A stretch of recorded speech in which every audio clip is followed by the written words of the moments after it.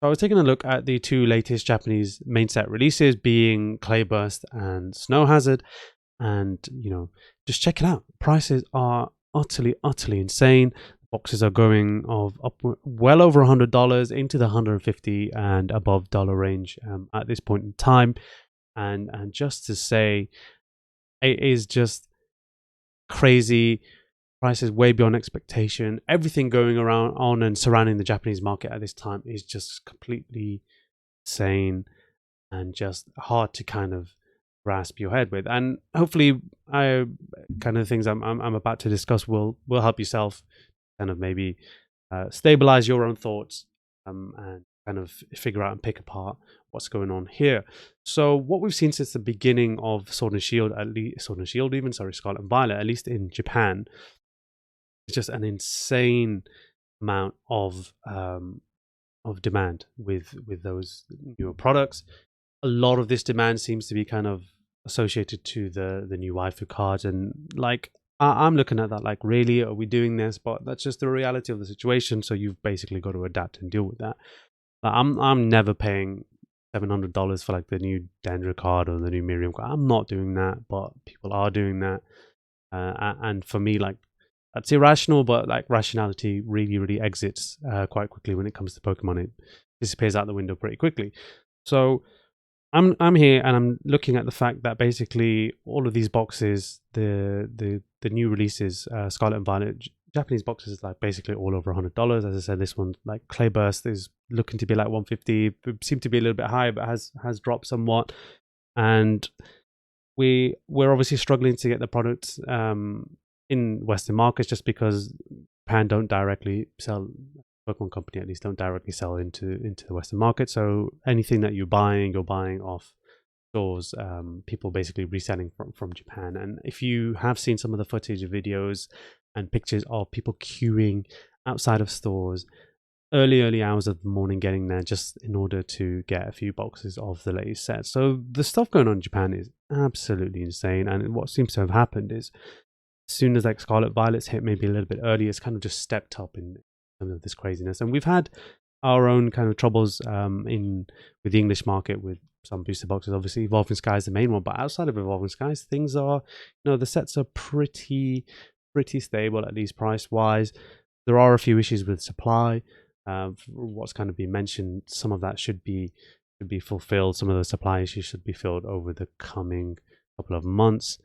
Expecting big reprints April, May time, people have mentioned. So hopefully that's going to alleviate some of those issues there, but you're still able to pick up product at reasonable prices. But that's obviously not what's happening in Japan.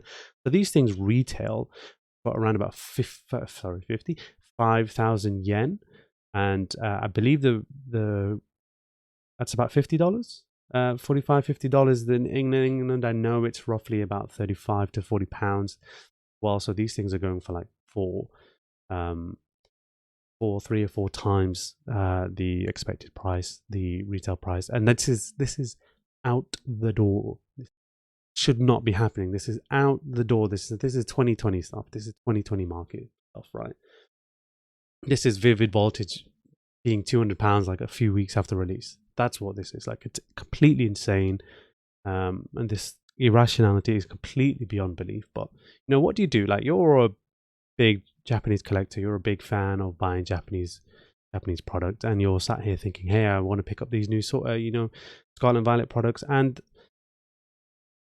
even like Clayburst, I understand there was an expectation that there's going to be I think it's the Iola, I'm not too sure, it's probably better off looking yourself, but there's an expectation for there to be an even more desired waifu card in this set relative to like the Dendra and the Miriam that have come already in Scarlet and Violet. So this is why the price for this particular set, and not so much for the Snow Hazard set, has been pretty crazy. Although Snow Hazard itself, again, it's not like that's cheap.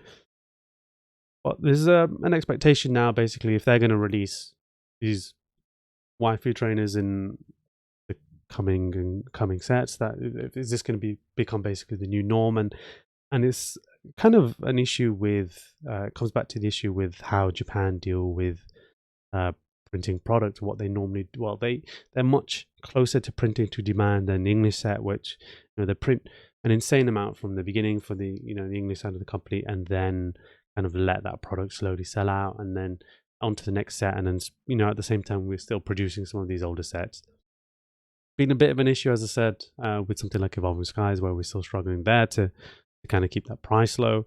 But genuinely, you look outside of that, and Brilliant Stars is like the second highest price, which is like 140, 150. You can easily get for. It's available on the Pokemon Center for like actual MSRP of like £140, $140.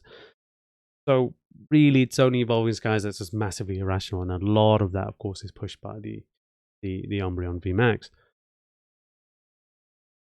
So, what to do then?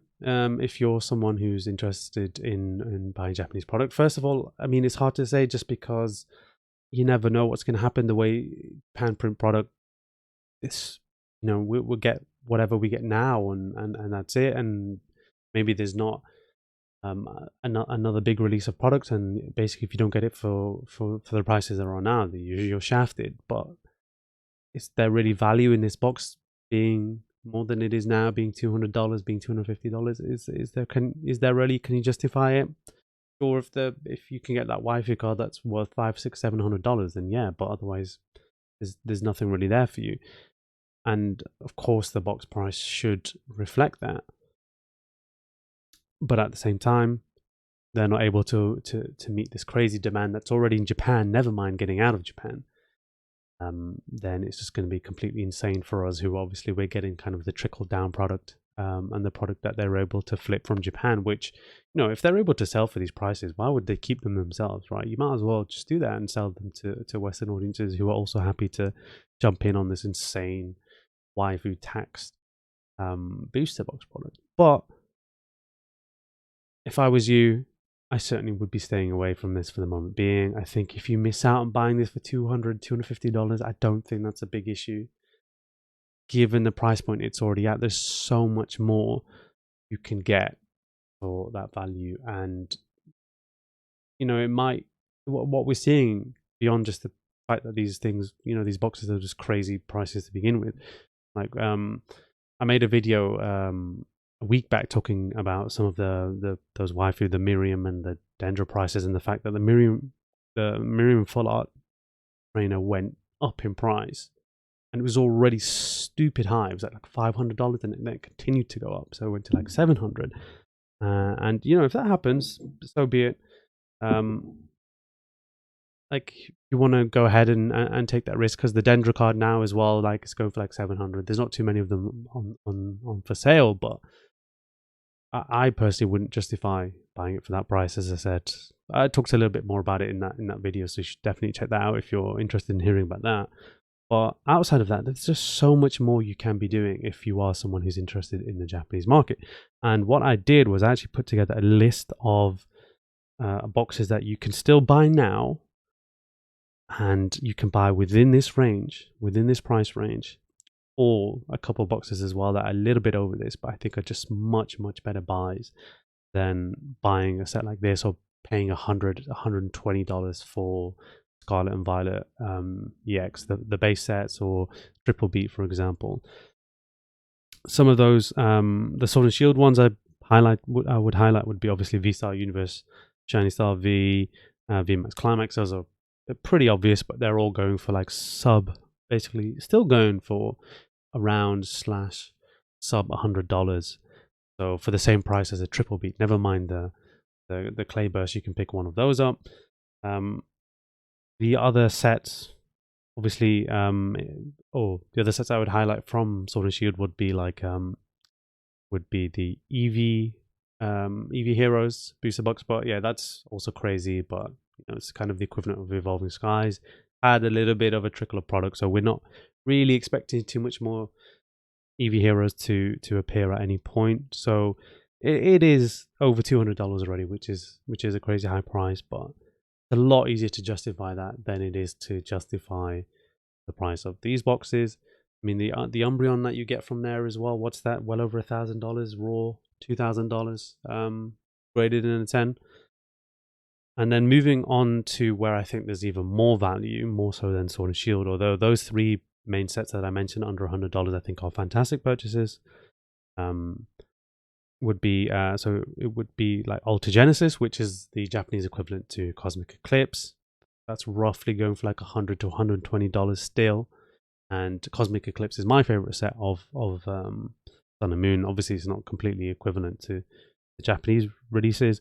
You've also got Miracle Twin and Sky Legends were two others that I kind of, when I was looking through, I thought these are really, really good prices for what they are. They're like $100, $120 again for those two boxes. No, I'm not kind of promising that these boxes are gonna be fantastic investments and you should stock up as much as you can, but they just look like they are very, very well valued compared to some of the prices for these boxes here. And if I personally had the choice, probably would go for those. But if you wanted to spend a bit more, something like a Tag All Stars as well, but that seems to have kind of climbed to its kind of $200, $250 price point, and has been around that price for a while. The one thing with these boxes is the kind of volatility. Like it's insane what we're seeing, obviously, from the beginning. Like if you did pick up a Miriam for $500 and then you didn't even need to grade it, it was already up $200 in a few weeks. If you graded it, got a 10, you're looking at $1,000 already, which is obviously crazy. But would you prefer that? And I know a lot of people would, but would you prefer that, or would you prefer to maybe pick up 3 or 4 boxes of Genesis, or like a Miracle Twins or a Sky Legend, something like that? Solid Sun and Moon era boxes. They're getting there in age already, and obviously over time we're expecting good things from those.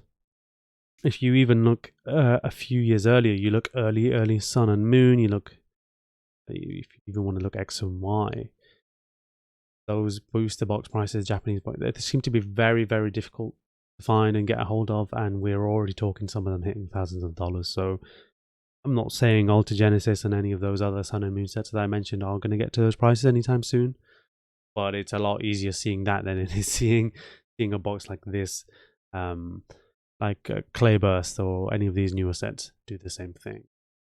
Just for some food for thought from me, think about for those who are, as I said, interested in looking at Japanese products.